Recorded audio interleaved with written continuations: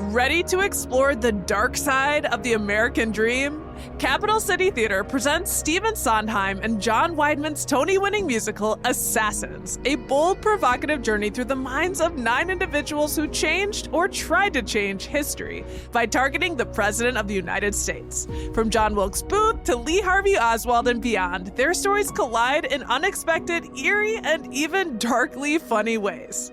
Don't miss this gripping and unforgettable production running August 1st through 10th at the Playhouse in the Overture Center. Get tickets and more information at capitalcitytheater.org. Ready to boss up? Madison Magnet is Dane County's premier young professionals organization. Magnet aims to give young professionals a place to connect, collaborate, and develop. Joining Magnet gives you access to a network of 250 plus young professionals, free access to 40 plus events per year, and an opportunity to join committees or the board of directors. Membership starts at only $30. Sign up today to get access to all of Magnet's events and member benefits. This is CityCast Madison. I'm Bianca Martin, and here's what Madison's talking about. Today on CityCast Madison. Welcome to the Friday News Roundup. Before we get into our main stories for the Friday News Roundup, there's some breaking news that just dropped. We're going to give you the headline: Wisconsin Governor Tony Evers will not seek re-election for a third term. He announced that news in a video on Thursday, saying he expects he would win if he ran, but he wants to spend more time with his family. This is after nearly 2 decades in elected public office for Evers. This means our state now has its first fully open gubernatorial race in 15 years, y'all. So we've been awaiting an announcement of some kind from the governor, and now we've got it. More pieces will start moving soon. We'll continue following the story and bring you the latest as it develops. But now we're going to get back to our regularly planned programming for Friday. We are here in person, seeing everyone's beautiful faces. It makes me so happy. Joining me here today is our executive producer, Haley Sperling. Hey, Haley. Hi, Bianca. In the flesh, we are here. Yes. And we've got our newsletter editor, Rob Thomas. How goes it, Rob? We're back, baby. We're back. I'm not calling you a baby. Sorry. We are back. Take it. We're back, baby. And speaking about being in the flesh and human beings producing the news, we've got a story that definitely caught our attention. And we know certainly other journalists in the state, maybe even farther than Wisconsin, but a piece of journalism that was published on the front page of the Sunday, July 13th Wisconsin State Journal was removed and re-reported last week on account of the piece having some pretty glaring errors. And why did it have glaring errors? Because the journal's local government reporter who wrote the piece used artificial intelligence, AI without authorization. Kind of our fear, right? It feels shocking, but our state's top paper was duped, and our local alt weekly, Isthmus, broke that story. So, what the story was about that used AI was the Braden lot development and 2 possible development plans for that space, aka that 2-acre empty lot right by the Capitol off East Wash that has had plans swirling around that space for decades. You guys know about the Braden lot. Oh, yeah. It's like the city's last piece of prime real estate. And they're like, what do we do with this? Housing, hopefully. But yeah, this story was circulating on the internet, and I've got a lot of mixed feelings on it. I'll let you tell the story, though. Yeah, there's a lot of mixed feelings for sure. And, we're talking about this lot that a lot of people want to know what is going to happen. So that's probably why it was on the front page. The lot, I used to walk through it for my shifts at Notchville, and then they fenced it up. They had construction equipment in there for many years and supplies. They had the bus rapid transit project kind of staging there. So, yeah. That story has since been removed and re-reported, but the big issues in it were the fact that one of the development plans that they talked about was, quote, all wrong, said the chief product officer at Neutral, a Madison's real estate development firm. The article said that they had plans for a food hall prioritizing minority vendors and a community advisory board in their plans. They also gave a name for the proposal for the space, and that chief product officer said, They'd never been contacted. It wasn't even the same name. I'm not repeating it because it's not the name and they probably don't want that to catch hold. But it just seems mortifying. Like, I can't imagine what that feels like to have a piece on the front page of the state's biggest paper and somebody got your plans completely wrong.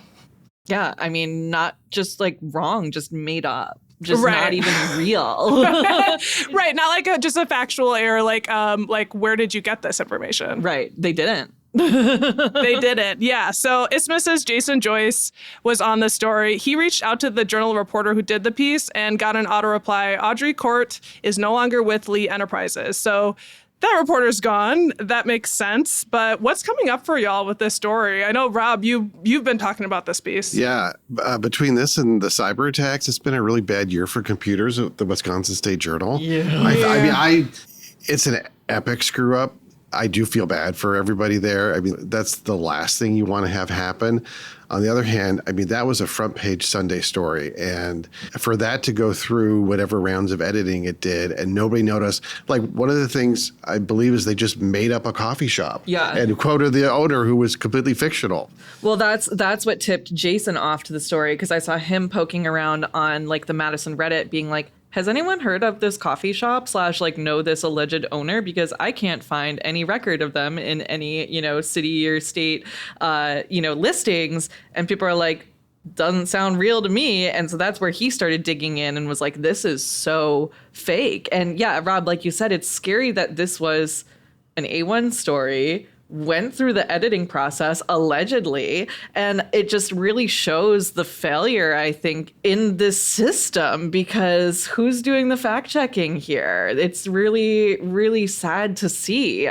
It's not to say that journalists are almighty and never wrong. Like, we're wrong, it happens, and owning up to it, issuing a correction, that's one thing, but to blatantly fabricate a story is just completely the opposite reason of why we're here and like why we do what we do. So it's frustrating. I do feel bad for the reporter. Like, who knows what they were going through, what kind of stress, or, if they had something going on that, led them to make this really dumb decision, honestly. But I do think a lot of this falls onto the editors. Like, one of the main things that I do as an editor, just the bare minimum, is spell checking people's names. If you're an editor and you didn't spell check someone's name and realize that it was made up, like, what are you doing? I don't know. That just seems kind of like there needs to be more accountability here other than just firing the reporter and moving on, if that's what happened.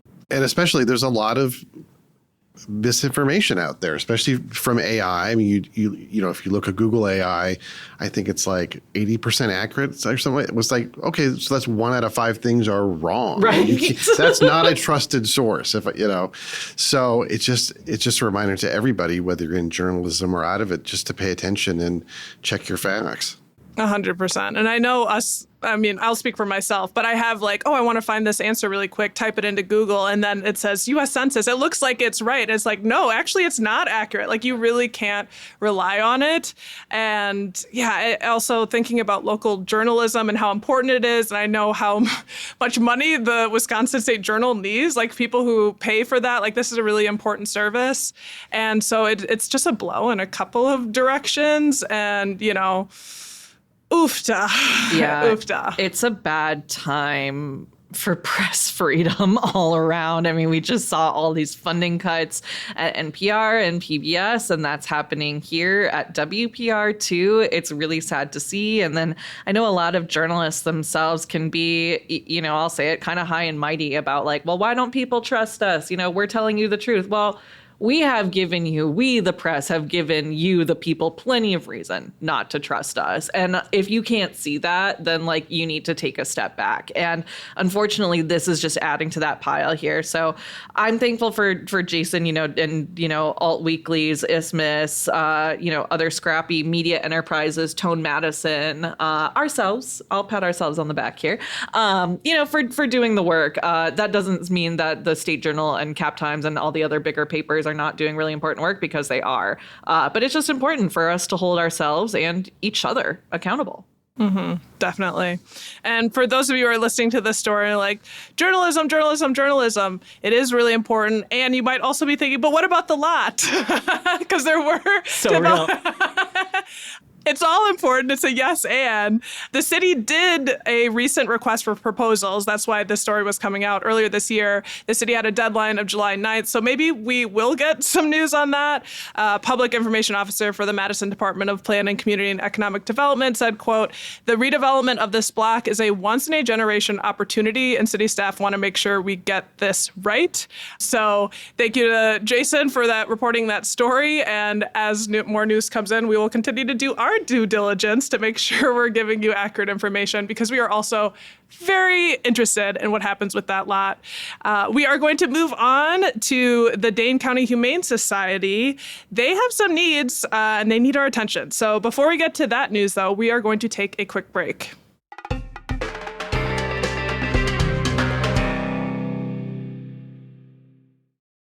Looking for a new way to play outside? American Players Theater in Spring Green is Newsweek's 2025 Reader's Choice Award winner for Best Outdoor Theater Performance, and for a great reason. With 9 plays on stage, there's a story to suit any mood. You can see Shakespeare Under the Sky and Stars in the large outdoor Hill Theater, or a world premiere in the intimate indoor Touchstone Theater that offers climate control and no mosquitoes. Whatever path you choose, it's a unique way to spend time outside with your favorite people. Pack a picnic, because gas grills are available for your grilling pleasure. And enjoy hiking trails for a little post-meal activity before you see some world-class theater. It's time for you to see why the New York Times calls APT a, quote, Wisconsin treasure. Best part, dear friend and listener, you get 20% off your play tickets with the code CITY20. Plot your summer play date at AmericanPlayers.org and thank us later.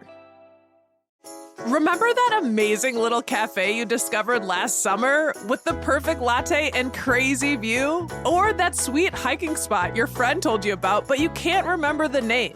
With Overlook Maps, special places never get lost again. Create personal lists of places you've been and want to go. Build your must-visit list for your next vacation, your foodie favorites for date nights, or your weekend getaways when you need to escape. Share your favorite hidden gems with friends and family. Let them discover that incredible barbecue joint you found, or that scenic overlook that takes your breath away. Or keep your secret spots completely private. Planning a trip with friends? Create a shared list where everyone can add their ideas.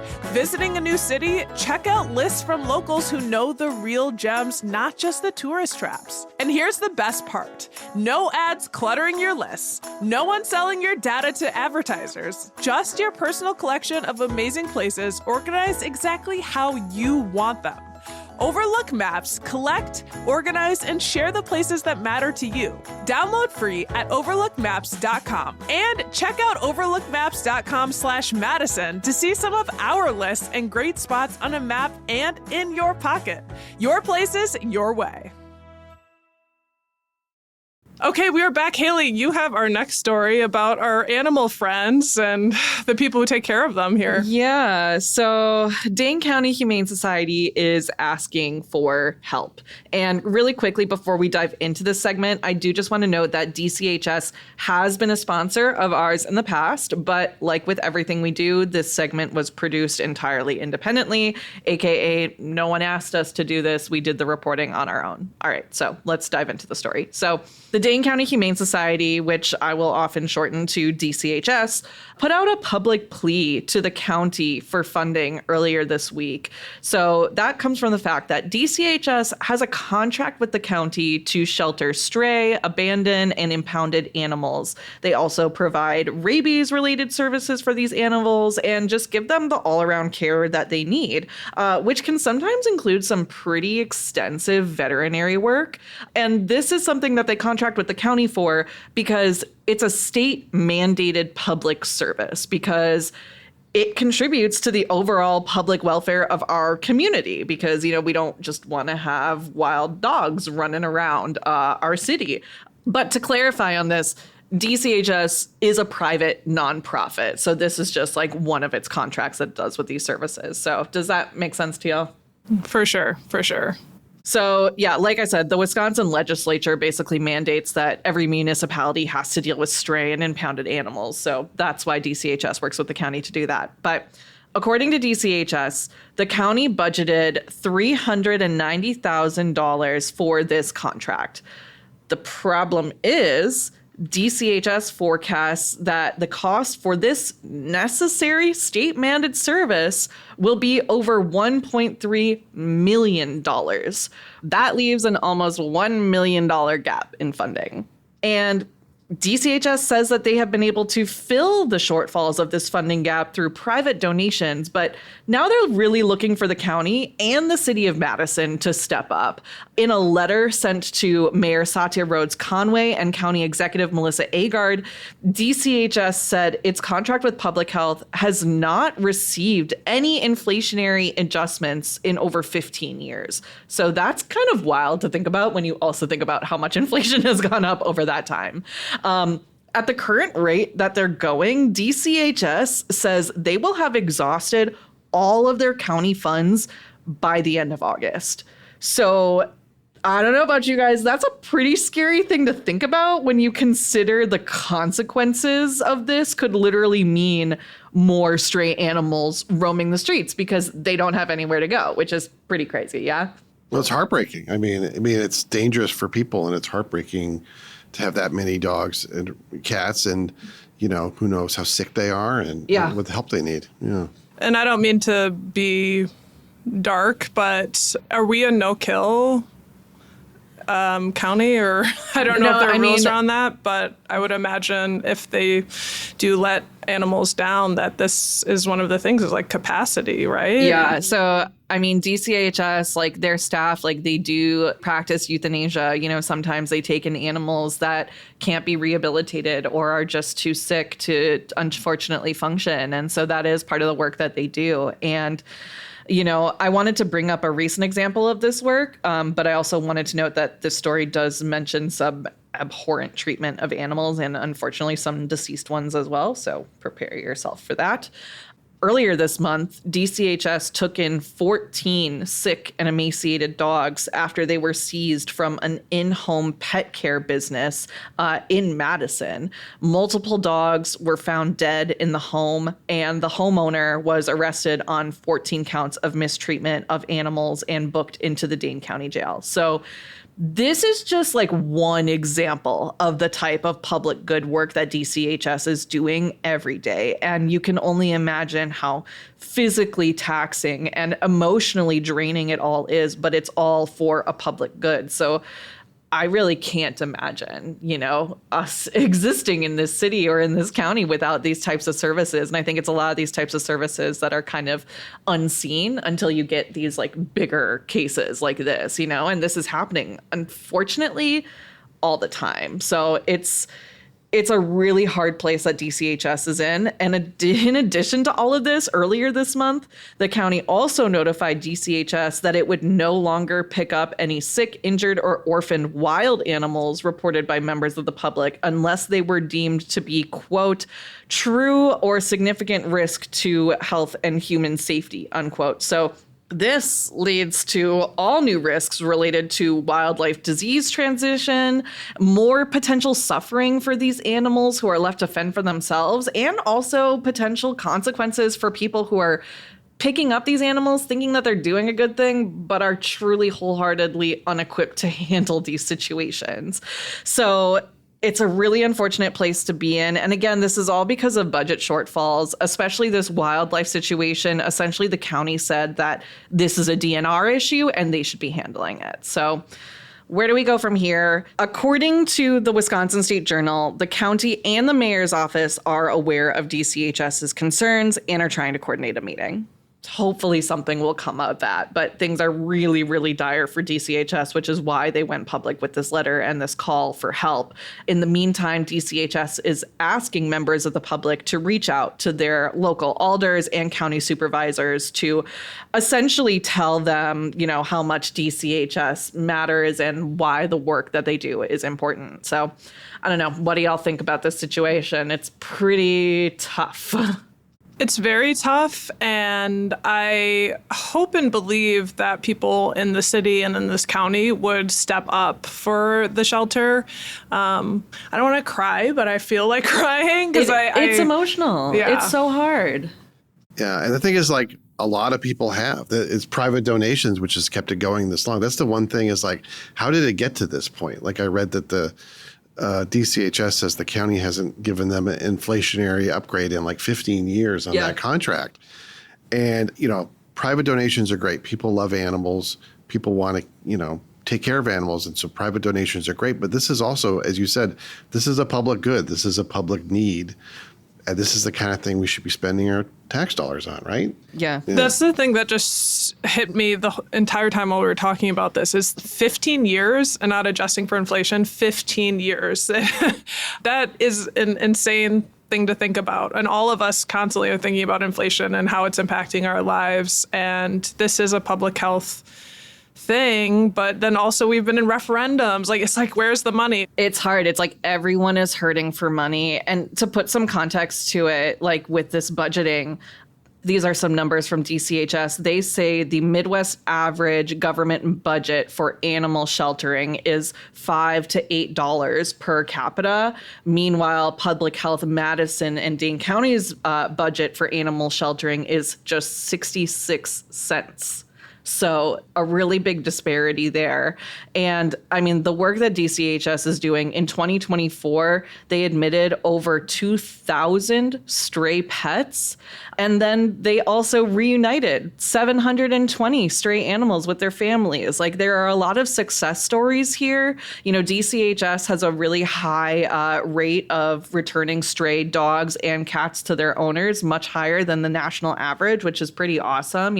Clearly these people care and they're doing the work. So it's frustrating here too, especially because, animals, they can't advocate for themselves. So they need folks that can help them. And that is the people at DCHS. So I'm hopeful that the county and the city can step up, but also we know that they're in a really tight place. We know that there are budget shortfalls everywhere. So how do we fix this situation? I really don't know.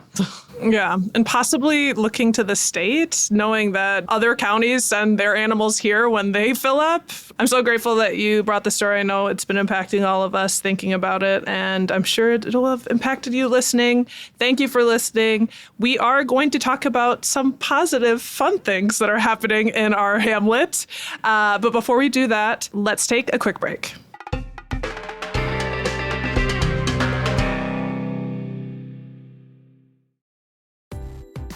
This episode of CityCast is sponsored by Babbel. Learning a new language opens the door to new friends, new cultures, maybe even a whole new life. So why not start that journey today?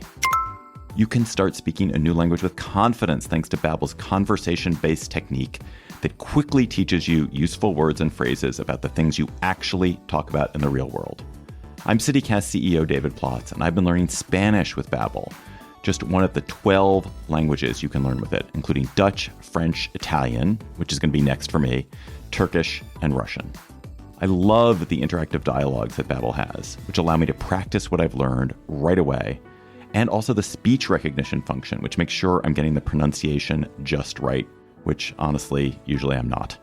Also, I love that Babbel's lessons always cover actual things that I talk about in the real world, like food, talking to people I've just met, and also food. Staying motivated to learn a new language has never been easier thanks to real-time feedback, progress trackers, and handy visualizations in only 10 to 15 minutes a day on Babbel's mobile app or website.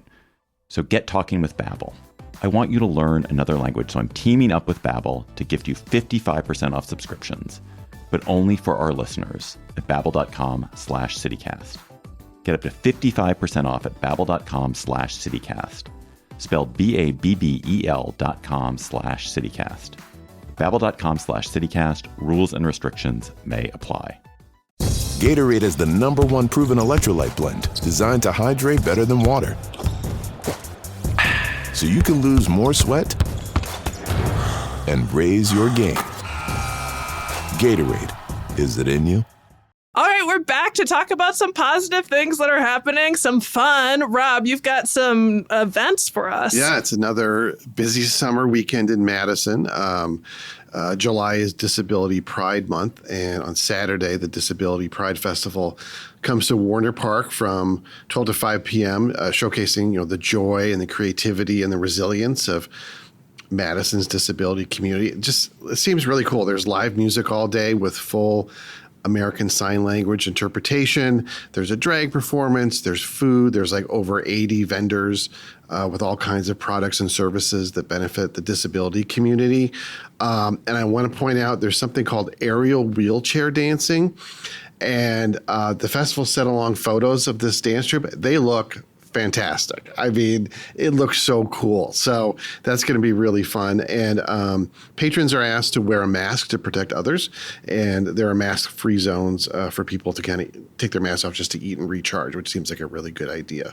So have you guys ever been to this? I'm kind of new to this, but it seems really cool. I haven't been, but I want to go now, hearing about that dancing and like seeing some gorgeous dance moves. I think they're called Wheels and Heels, which is a great name. Isn't that Martha Saravo? Isn't that her group? She's now on the school board, right? Yeah. Martha Saravo. We've interviewed her talking about things like adaptive dance, and she's super into that. That was the first time that I had ever heard of like the wheelchair aerial, and I like looked it up after she had mentioned it, and it seems really cool. So yeah, I would definitely love to check it out too. And yeah, we love Warner Park, why not? So Saravo founded Wheels and Heels. There it is. Excellent. There it is. We love to see it. Live fact checking in the process. See, we do that here. And speaking of that sort of, community celebration spirit, Atwood Fest is, of course, Saturday and Sunday. I wrote about this in the Madison Minutes newsletter. Are you an AtFest girly? Oh, yeah. What gave it away? It's like outside my house. Yeah. 2 days of fun, 3 stages of live music, food and drink, local artisans, craftspeople. There's a lot of people on the east side who make cool stuff, and they all come together for a couple days on Atwood. And I learned, and maybe everybody else knew this, but an East Side Festival, they love a parade. They do, you got the Fool's Flotilla, they love a parade. And the one they have at Atwood Fest is really an interesting idea called Convergence. So the festival starts at noon, and on Saturday morning, people gather at like one of 4 locations around the neighborhood. And then members of the Madison percussion band, the Amphibians, they sort of lead each of the 4 groups, and kind of towards the festival grounds on Atwood Avenue, and they all arrive at the same time. So it's kind of a cool little metaphor for, as they say, convergence and the neighborhood and the city all coming together and celebrating their strengths. So I thought that was a pretty cool idea. I'd never heard of that before. Instilling rhythm in Madisonians. I'm here for it. Yeah. That Brazilian drumming. I can't hurt. Yeah. I love it. I feel like the East Side, if there's one thing we need, it is more bongos, more hand More hand drums. drums. We're hurting for it, More cowbell. Yeah. Yeah. Finally, it's been a hot and sticky summer, and Riding to the Rescue is the new spray ground at Rennebaum Park that's going to have its ribbon cutting next Tuesday. We were just talking about Disability Pride. The park is designed to be inclusive to all kids and families, fitting because it's part of the Jeff Erlanger playground. And I talked about it a little while ago on the podcast. Jeff was a disability rights activist in Madison and was sort of famous for appearing as a kid on Mr. Rogers. I just watched that clip again and got all teary-eyed all over again. Emotional. It's a classic. So that's very cool. And there's lots more going on this weekend. There's the Seltzer and Cider Fest at Bree Stevens on Saturday. I'm going to see one of my favorite bands, the Decemberists, on Saturday night at the Orpheum. So I'm very excited about that. And then I saw at the Burr Oak on Saturday, there's a band called The Gentlemen who are having their 60th, it's a 6-0 anniversary concert. Oh. So this was a Madison band that formed, I think they were teenagers, like right after the Beatles broke big in the early 60s, and there were like a zillion teenage bands. And this was like Madison's band, these 4 teenagers. The Gentlemen. The Gentlemen. So they were they wore suits and they had little mod haircuts. I'm looking at the picture. They look so cool and like kind of like the Beatles. Yeah, exactly. It was one of those things where like everybody started a band after the Beatles. And every year they get back together and play a show, and it's coming Saturday. So I thought that was pretty amazing as well. We love hipness, and we love hipness going for 60 years. You go, That's gentlemen. very cool. Yeah. They do look like the Beatles. Yeah. Oh my God. It's like those long mutton bowl chops. cuts. Yeah. Yeah. The Love circular me do. sunglasses. Yeah. I love it. I love it. I love a little full circle moment, because didn't you give a shout out to the Decemberist concert in our July guide? I did. Yeah. Yes. It's all coming together. That's right. Yeah. We're just hip kids over here. And I'm so glad we did the shout out for the Gentlemen, because that's awesome. And we love to shout out things that are awesome in our neighborhood, things that are fun to go check out, things great to support. You guys might have gotten used to our neighbor shout outs, which is a perk of our member program, where if you are a CityCast Madison neighbor, you get to shout out local orgs or businesses that are like making your life better here in Madison, or making other lives better, humans, animals, trees, all of the things in our land. But we don't have any shout outs this week. So yeah, if you are a neighbor, send one in.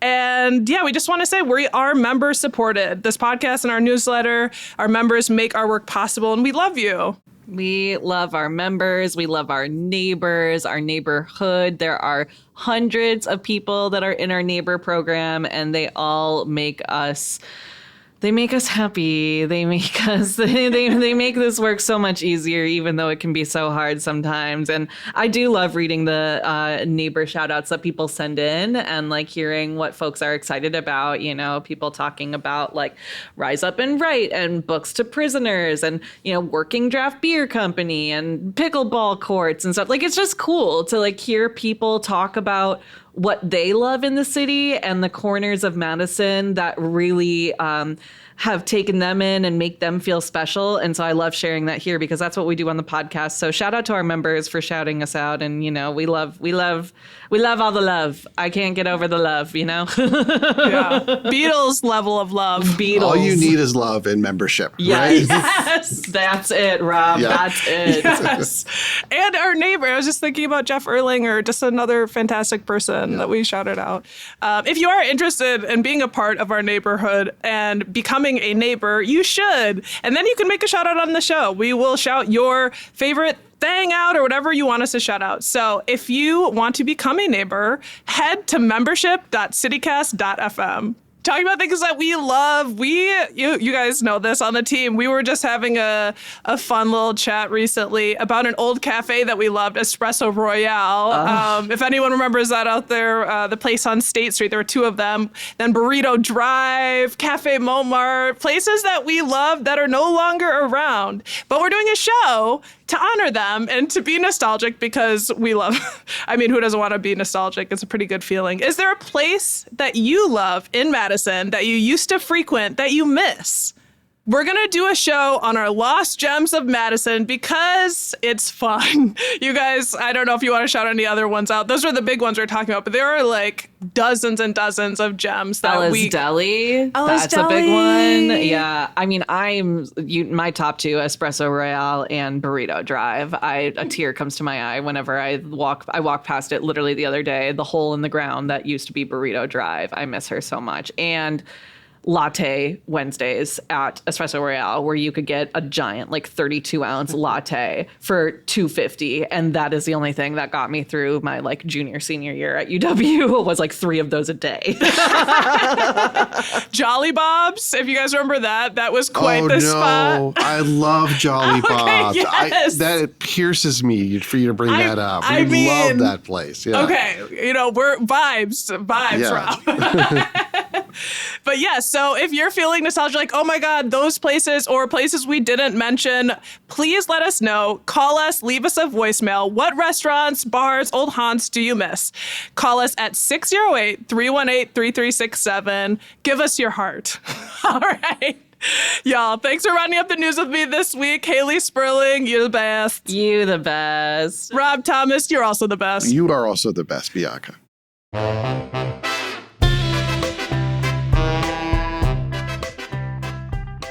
That's all for today here on CityCast Madison. I'm Bianca Martin, your host. We're produced by Jada Siri Ramos and Lizzie Goldsmith. Haley Sperling is our executive producer. Our theme music is by Carl Christensen. Additional music this week by Rosedale, Anders Fab, Sonic Pulse, and Adi Goldstein from Triple Scoop Music via Getty Images. Rob Thomas is our newsletter editor. Don't forget, you can always get more news delivered right to your inbox by subscribing to Madison Minutes. And if you enjoyed today's show, why not share this podcast with someone who cares about people who produce news, animals, pride, and accessibility, all of the things. Share it out widely. We appreciate it. And see you back here Monday morning with more news from around the city. Until then, have a great weekend.